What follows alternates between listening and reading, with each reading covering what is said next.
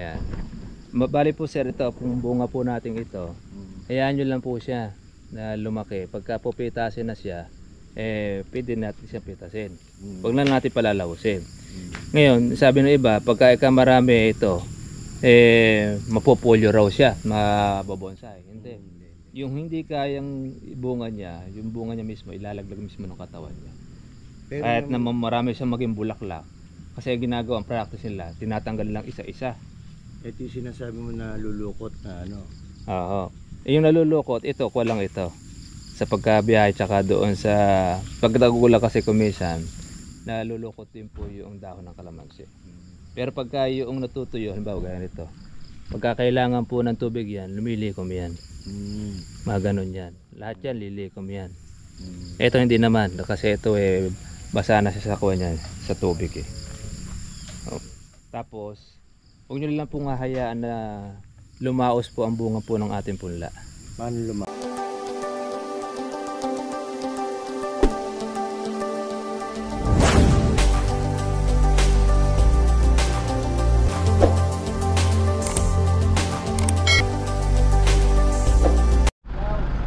Good morning po sa inyo mga tribe at tulad po sa aking YouTube channel. Dito po tayo sa Tanay Rizal kung saan po yung ating subscriber ay gusto pong sumubok po ng ating kalamansi. Medyo maulan po ngayon dito sa lugar, kaya yung hamog maulan po yung ating dating dito mga katribya. Pero doon naman sa Nueva Ecija wala naman pong ulan. Maganda ang panahon, maaraw, mainit naman sa Nueva Ecija. Kararating din po natin, dumating po tayo rito ng alas 9. Umalis po tayo sa atin ng alas 4 ng madaling araw.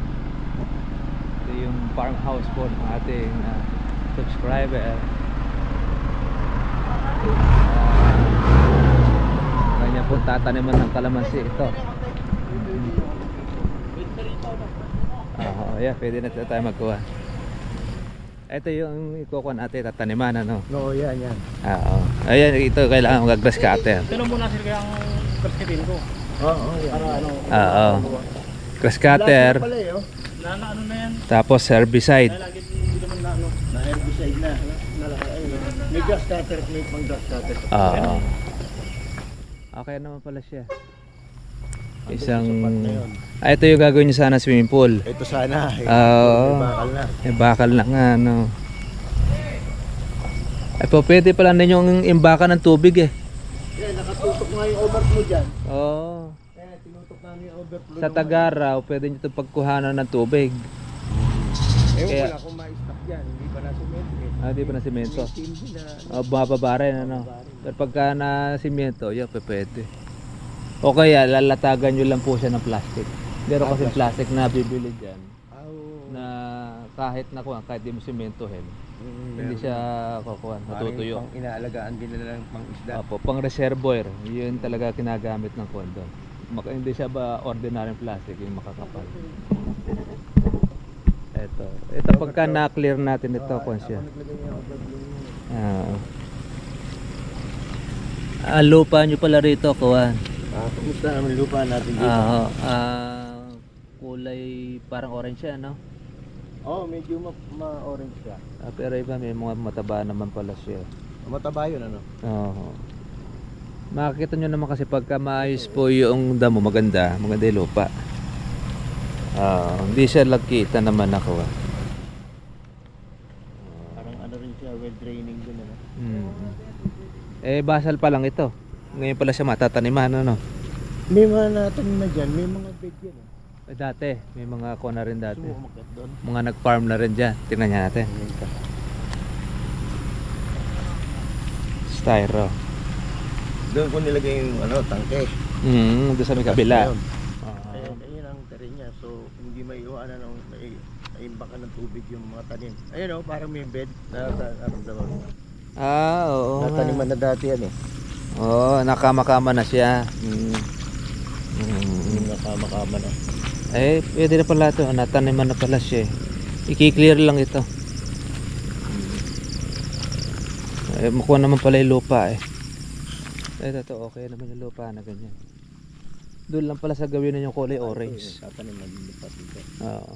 Yeah, pagka nalinisan niya maganda. 500 sa tingin mo. Opo, kasi din yan. Kasya. Oo, kasi pati palibot na yan. Maluwag pa ano. Maluwag pa yan. Hanggang sa ano ko pwede magtanim. Hanggang sa may baba ng puno yan. Apo, hanggang diretso. Ito, Lahat okay ng lang kapatagan. to. Di na naman ang... Ito, lilim na lang ito, ano? Ha? Ano bang puno yan? Hindi ko alam kung anong puno yun. Oo. Pero alam niyo mas maganda, wala na ito. Para kasi malaki ang lilim niya. Para na at least bilad na bilad. Mag-iwan na lang kayo ng ilang mga puno dyan sa kwan. Magtitrim din kayo ng ilang mga puno. Apo, para kaya itrim nyo na lang yan kung bawal dito magputol. Itrim nyo na lang. Ay, malawang ito dahil kuha naman pala. Ayan, ito. Pag na yan, pwede rin tanim na yan. Oo. Maganda yung lupa. Ayan. May mga tayo ng bulati eh. Ha? May mga tayo po ng bulate. Kasi ang lupa may mga tayo ng bulate. Mataba. Oo. Hindi po siya acidic. Ayan. Hindi pa kuwan siya. Kaya pa ganyan. Tapos Ito yung pinakamataas na tangke. Hanggang doon sa may mga tangke yan. ayun, may tangke na yun. Ayun, pwede yan. Pag ito nalinisan, mga malawang lawang din to. Sa kalahati pala yan eh. Ayan, pati yung mga kuha na ito, kakao. Maganda magtanim na dito o pagdaroon pa ito ng diretso. Pwede pong, ang gagawin natin dyan, pahalang, bawa dito. Or pag gano'n ang tudling natin. Para kung magtutubig kayo, hindi siya padaus-dos. May control kagad yung kuha natin. Yung pagitan. Plano ko ay 2.5 ko eh. Pwede po, pwede naman yan. Kasi kahit ano naman ang sukat niya, 2.5. Para nun, yung kakaroon tayo ng harang po sa kalamansi. Pag tagaraw, dito manggagana sa taas yung tubig, pababa. Maginhawa ang tubigan. Ngayon, para naman hindi siya mabilis bumaba, magkakaroon tayo ng controller. Pwede yan pagka dito. Controller na yan. Yung halimbawa ito, padaus-dos to. Gawin lang natin yun, magkakaroon lang kayo ng parang kanal. Kanal siya, ito, halimbawa ito puno ng kalamansi. Kakaroon kayo ng harang din eh. Pauumbukin nyo siya. Yung part na Para alam niya ba yung style ng sasaluhin niya yung opo, yung rice terraces. Di ba bundok yun? Pero siyang parang pilapil. Kakaroon kayo ng pilapil. Doon, mabubusog sa tubig yun. Kasi pag walang pilapil yan at tubig kayo, dire-diretso sa babayo. Hindi mabubusog ang kalamansi.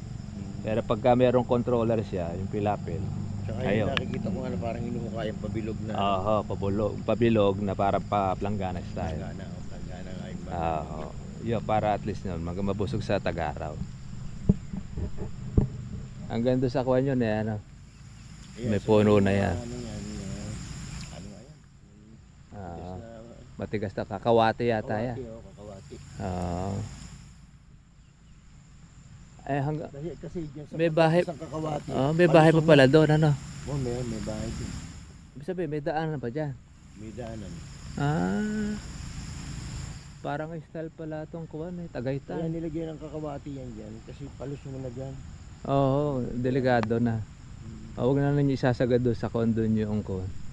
So, Mahihirapan ang yung sikat ng mamitas. araw kasi sa umaga, pag ganun. Dito. May litaw. Ang lubog dyan. Yung pala sa may taluktok na yun, di kitang kita pala kuwan doon, ano? Di ba doon tayo galing sa taas na yan? Hindi. Umikot lang tayo na gano'n, ano? Parang overlooking nga, ano? Maganda yung area. Ano kasi dyan, maganda na. Kaya may mga resort na nagtayo na dyan, ano? Yung kapitbahay ninyo, kuwan eh. Yung ano ba yung tinayo niya dyan? Camping site. Ito dati, may mga kalamansi dyan. Kaya lang, nung pumasok ako, Nawala na. Puno na. At Malaki na. Siguro from seeds. Ah, buto. Yung ano, ganyan kataba ba? Natas payat. Hindi Ayun. yung katulad mo sa ayun yung Oh, grafted. kuha niya siguro mahaba na itinik. Baka may tinig na yun. Oh, kasi pagka po yung kalamansi ay kalamansi seedling, mahaba po tinik nun. Pag from seeds. Apo, from seed siya. Tapos tama kayo, dumidiretso siya. Hindi siya lumalabong. Oo, walang gaano sanga sa Oo, dito walang sa baba. sanga. Nagkakatrunk Hindi siya. kagaya noong grafted, baba pa lang, bumunga na siya, tapos pabilog. Ito ano po bang kuha niyan? Ha? Damo ba yan o nung Waldam mo lang yan. walda siya. Luyahan tawag nila dyan. aloy-aloyahan? Ewan ko. May parang luya na laman yan sa ilalim. Oo. Kailangan dyan kawan. Mahukay. Kasi tutubo uli yan pag pinatay nyo lang. Ay, madali na hukay. Malambutan lupa. Maraming bakod na. Ito yung bakit ninyo. No? Sabihin hanggang doon pa yung lupa ninyo. Hanggang dun pa. Pero hindi na farmable eh. Dahil Dito. masyadong matarik na eh. Oo, ito na lang ikuha ninyo. Mm. Ayun, sagad pa hanggang doon sa kuha nyo. No? Hanggang dun. Lahat ng patag. Yung alaga ng manok na yun.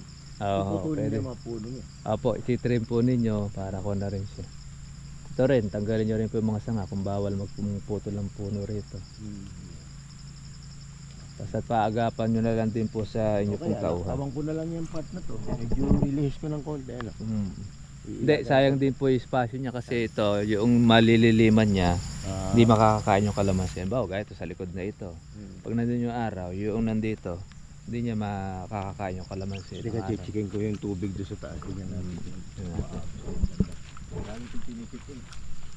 Ito yung tubo na sa itaas galing. Galing sa bundok pa. Yung bundok kasi. Kaya ito, overflow na lang po. Yung submersible.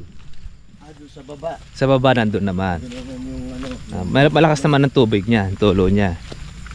Malakas naman. Mm. Eh, ang laki ng submersible na bili ko, 2 horsepower. Oho. 30 minutes. Napupuno niya yung kuha. Ito minahal. Ano siya? Ito yung tanke na kuha, 1,000 liters. Yung dilig talaga na kailangan. Ayan yung galing sa bundok. Ito yung galing sa bundok. Continuous ano. Continuous siya. Tapos napupuno na siya dyan. Kaya naman niya, mag-iimbak siya ng Ito, isang araw. 1,000 to eh. 1,000. Ilang araw bago mapuno yan? Saglit lang din eh. Puno na rin eh. Lagi itong puno eh. Sabi ko para kahit mabilad, hindi agad lumutong. Ay, totoo po yun. Dapat may tubig talaga. Ito, pwede na ito pang survive. Pag 500 puno, kaya naman na niya. Malaki pala eh. Kaya naman ito eh. Pang buong magdamag siya nag-iipon. Saka sa araw. Tuloy lang. Tapos tutubig. Ito rin yung ginagamit sa baba. Oo. Mahal itong ganito. Nakaporma na rin pala sa kanya. No? Ako nga nag-install yan. Kaya na po nag-install niya. Kami ni tatay ko. Ayos Tulong-tulong ano. kami. Hinakot talaga ninyo rito. Ano? Oo. Kaya naman ito pang matagalan niya. 2, 4, 6, 7. Ito. Meron na kayong pang reservoir pa. Tapos yung swimming pool ninyo, pagkatapos maligo, Maganda pwede yung rin papatubig yan. Reservoir din yan. Pwede nyo rin lagyan ng isdaan nyo. Yung tilapia o anumang isda. Tapos ito yung kuha niya. Ewan ko lang kung yung submersible ko, aakyat dito. Hmm. Yung nandun sa baba. Hindi, pagka yun naman dire-diretso, kaya sigurong iyak yan. Kung sa nasa baba yung tubig, ano. Bagay, malalaman yun. Kasi di kuryente naman yun eh. Naglilinya ako. Naglilinya siya. Tubo pa akyat. Ang makina kasi ng submersible nasa ilalim eh. Mas ginahawa niyang itulak eh. Palagay ko baka kaya naman niyang iakyat dito yun. Kasi mga injector, ano? Oo. Hindi kagaya nung hinihigop na sa tubo. Kaya medyo mahirap. Ayan, tataba ng damo. Tataba ang lupa. Parang munggo yata yan, ano? Parang style munggo. Ganyan kasi ko ng munggo eh. Yan, malambot naman yung lupa eh. Hindi naman siya yung lagkitan na. Pag lagkitan kasi ito, mapupuno ng putik na yung kuwan natin. Sapatos. Kumakapit yung putik. Ito hindi Siyempre, mas lagkitan. maganda to. Oo, medyo mistiso yung lupa ninyo. Okay yan, sa kalamansi. Yan, nandito ang magiging bulto ninyo ng tanim. Nandito yung maluwang na kapatagan eh. Yung isip ko nga, kung magmumula ron, isang diretsyo. Oo, isang diretso yan. Pwede nyo po pa diretso. Maganda. Sundan na lang ninyo yung bakod. Bakod. Iniisip ko mga Oo. 1.5 meter. Mga mula sa ganon. bakod, pwede na. Mula sa bakod. Para hindi na siya masyadong dikit. Mm. At least nun, trim-trim nyo na lang po yung nasa gilid. At dito lang, marami na kayo matatanim dito. At saka ito. Saka yung gilid nun. Yung pinakagilid lang doon sa may bangin na, huwag nyo na lang taniman. Basta yung medyo lupit kayo ng konti.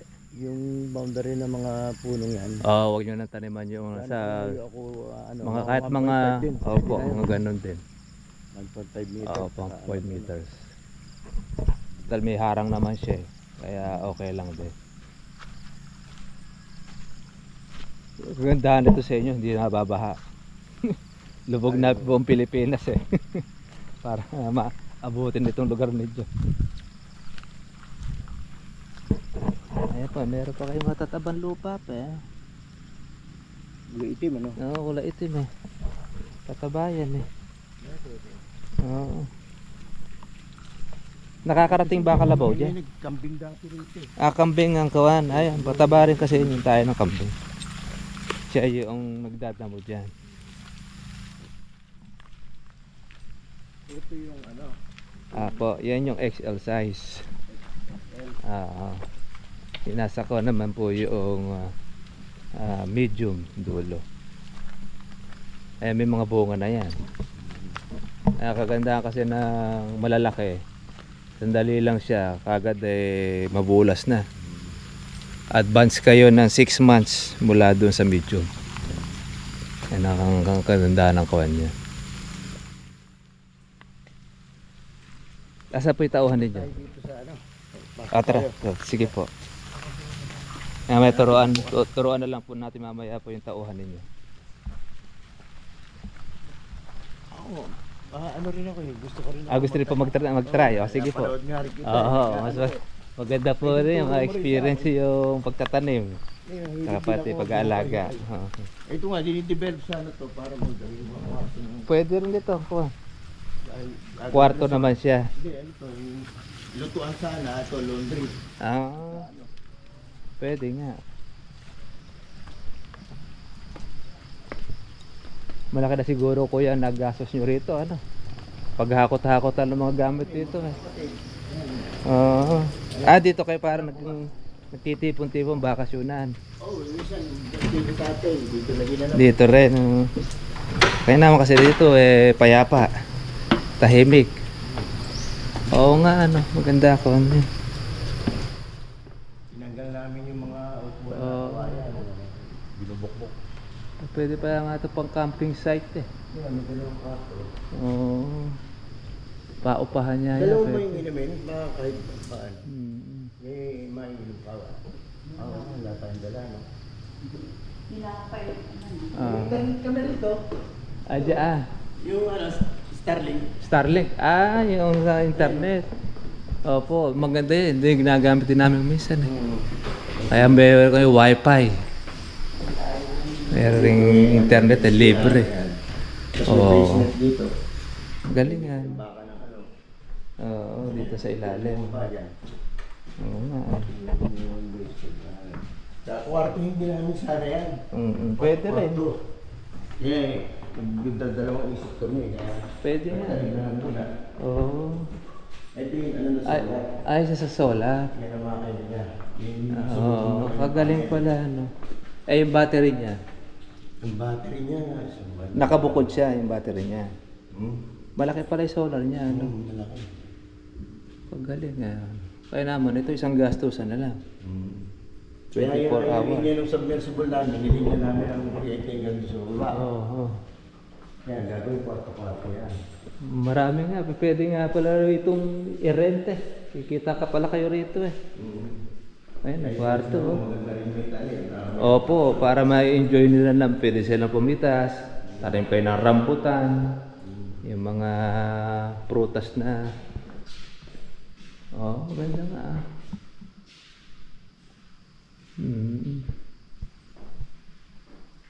Hindi yan natuloy dahil na... Oh, well, okay po ito. Malay po ninyo, pagka sinwerte kayo dyan, eh, parang style camping site ang kuhan nyo. Kaya may saan din dyan. Oo. Tapos meron pa siya po sa hotel. Oo, ayos eh. Marami palang kwarto ito. Pwede pa palang pagdausan ng kuhan yan. Kaya Na birthday. O kaya noong kasal. Maganda nga naman. Pwede nga. Parang reception, pwede rin. Nagkasya 180. Dito. Kasya nga reception dito. Maganda yung pagkayari niya. Yung kahoy. Ayos yan. Ako. Ang ganda ng kuha nito eh. Yung area, yung paakyat, yung taas niya. Ang ganda ng magandang surrounding.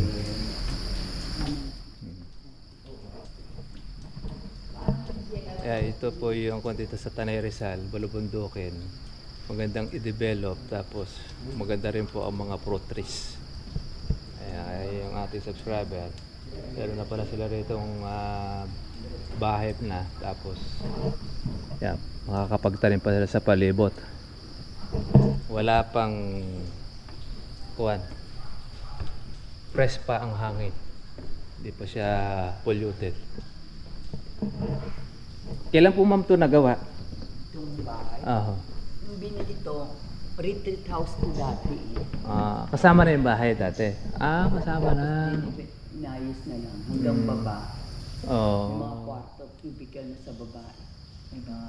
Opo, dati itong ginagawa natin ng parang reception dati.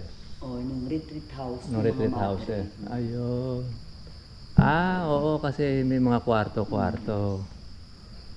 Kaya pala para siyang style con talaga. Okay yan. Kala ko kayo na nagpagawa. Inayos na lang. Inayos na lang po ninyo ito yung mga kuwan na ito. Pinaganda nyo na lang ano. Content develop nga nung naman Yung sa baba, tibay. Kaya nilagyan po ninyo ng kuwan na rin. Mga Pundasyon. Yung, parang may gagawin na yun sa resort sana. Kwarto-kwarto. Meron na sa baba. Pwede nga dahil kuwan naman siya rito eh. Parang pwedeng campsite. Campsite with resort. Trainingan, pwede.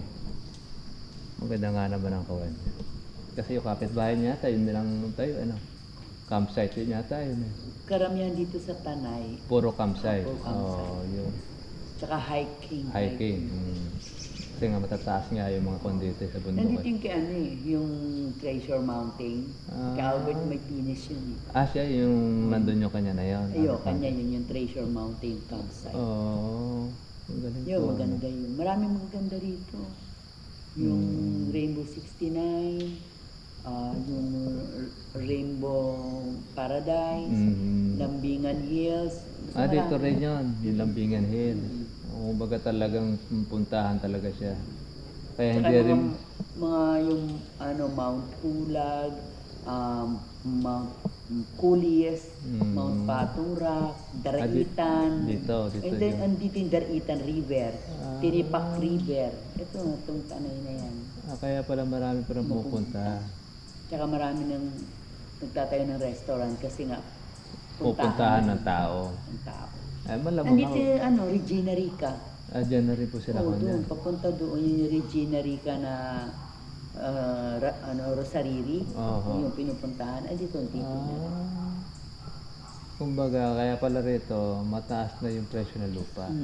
Dahil doon sa tourist spot na. Tourist spot na siya.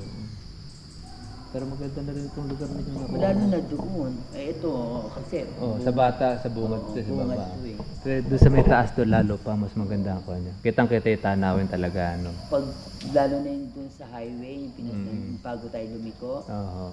mas marami pa yun. Nandun sila mga nakahilera. Mga nakahilera, mga Resort. magandang resort at tanawin. Overlooking.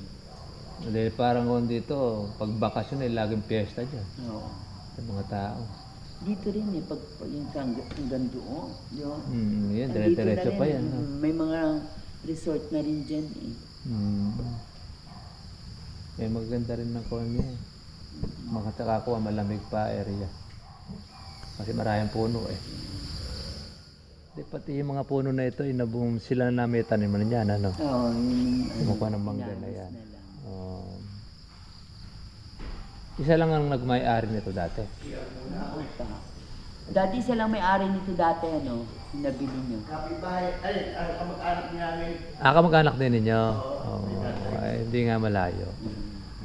Parang kuha na rin siya. Share-share na lang sila. Oo, si Tita Remy. Kuha pala siya dati ng madre. Dati to, naging ano to, Parang red house. Oo. Dito siguro na dati nagke-training yung mga madre. Parang dito sila nagtuturo. Osilio, mga ganun. Ayun, dito pinagdadausan. Ay, akala ko parang parang chapel style eh. Ay pala, pinagdadausan niya pala ng kuwan. Parang style simbahan eh, ano. Ay, pero ngayon maganda na kuwan na niya. Yung dati nga, may-ari nito yung nagpagawa na ng chapel doon sa baba. Sa baba na sila, hindi na dito. Eh kasi nga naman dito, aakit pa. Meron na nagpagawa ng si Tita Remy, yung dating may-ari dito. Nagpagawa na simbahan na roon. Sa baba na. Dinonate na niya na yan sa mga tao dyan. Maganda nga ng kona. Pwede nga siyang reception. Ay, sige po. Ayan. Bali po sir, ito, kung bunga po natin ito, hayaan nyo lang po siya na lumaki. Pagka pupitasin na siya, pwede natin siya pitasin. Huwag lang natin palalawusin. Ngayon, sabi ng iba, pagka marami ito, mapupulyo raw siya, mababonsai. Hindi. Yung hindi kayang bunga niya, yung bunga niya mismo, ilalaglag mismo ng katawan niya. Kahit na marami siyang maging bulaklak. Kasi ginagawa ang practice nila, tinatanggal lang isa-isa. Ito yung sinasabi mo na lulukot na ano. Oo. Yung nalulukot, ito, kuha lang ito. Sa pagkabiyahe, tsaka doon sa pagdagula kasi kumisan, nalulukot din po yung dahon ng kalamansi. Pero pagka yung natutuyo, halimbawa ganito, pagka kailangan po ng tubig yan, lumilikom yan. Mga ganun yan. Lahat yan, lilikom yan. Ito hindi naman, kasi ito basa na siya sa kuha niya, sa tubig eh. Tapos, huwag nyo lang pong hahayaan na lumaos po ang bunga po ng ating punla. Paano lumao? Ay sabihin nun, yung pitasin mo na siya, i-delay mo pa ng pitas na magiging dilaw siya. Oo, para mapalitan ulit na panibagong bunga at saka ng sanga. Yan, tapos yung mga may tutubo rito sa ilalim, ay tanggalin nyo yun. Yun yung kalamanda rin. Ito, hindi ba ito yan? Hindi, dugtong pa rin po yan. Dito tutubo yan. Yan ang pala tandaan yan. Pagka malit na gano'n, pag nasugatan siguro. isiklatin nyo lang siya. Kasi pag hinayaan nyo lumaki yun, maobligado nyo siyang putulin o lagari eh.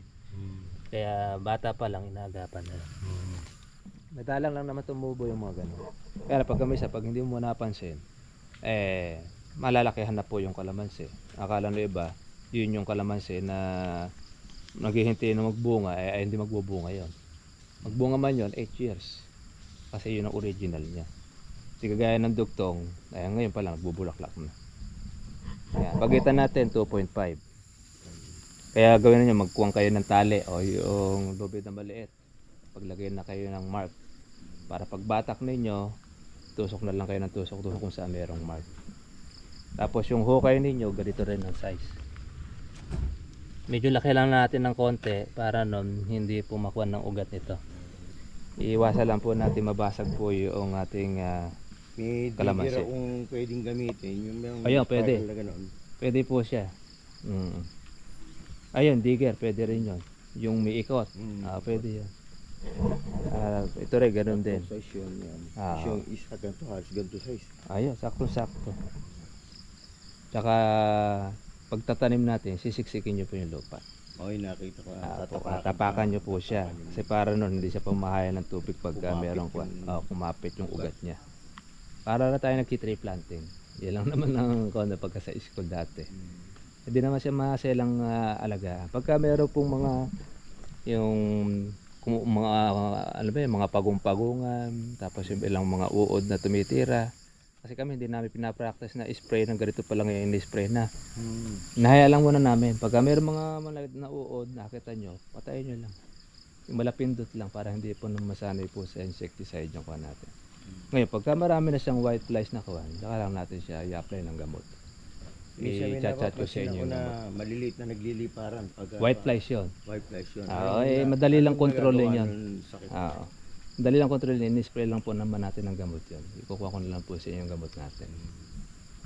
Yan. Para naman po dyan. Tagulan na wala nga yung mga white Wala pa yun. Lalabas po yung white flies pagka po mainit na. Pag mag-uumpisa na po yung tag-init. Pero ngayon, ang mga insekto, mga nakatahimik sila. Ganun ang kuha niya. Diretso. Ay, okay lang ko pa ito. Mga 1 taong mahigit lang ito na kawan. Pag-aanihan nyo na ito. Ito naman, mga nasa 2 taon naman ito. Yung medium. Ang gandahan nito, malalatagan nyo na. Mas maganda po ito malalaki sa konyo ilagay. Doon sa parte na mataas. Yung iba, tatry ko rin doon sa sinasabi kong symbiotic na fertilizer. Po, pwede nyo rin pong ikuha nyo testing din yan habang wala pa Organic yung din kuha naman natin. yan. Pagkakuha naman po ang kalamansi, kung alin po yung hiyang sa kanya, bawa, maganda po ang naging resulta sa puno, pati sa dahon. Kahit yun na gamitin ninyo. Yun naman ang nare-recommenda natin na hindi naman tayo nag-i-stick lang doon sa isang pataba. Kasi pagka isang pataba, hindi naman pala kapit doon sa halaman mo, bakit magtitiis ka pa doon? Yung maano pa ng iba, ganun din yun. Kasi parang tao yan, parang vitamins. Binigay mo sa bata, hindi naman pala tumab sa bata, lalong naging hyper. Iba naman ang gamitin mo. Ganun din naman yan. Kumaga ito tayo, nag-aaral tayo, nagtitesting. Yan ang kuha niya. Hindi ko na pina-upload doon niya sa baba. Sa baba. Sige. Basta pagka meron po kayong tanong, tawag niyo po sa atin. Tapos, ikukuha na po natin. Para at least tuloy-tuloy po ang communication natin. Sige.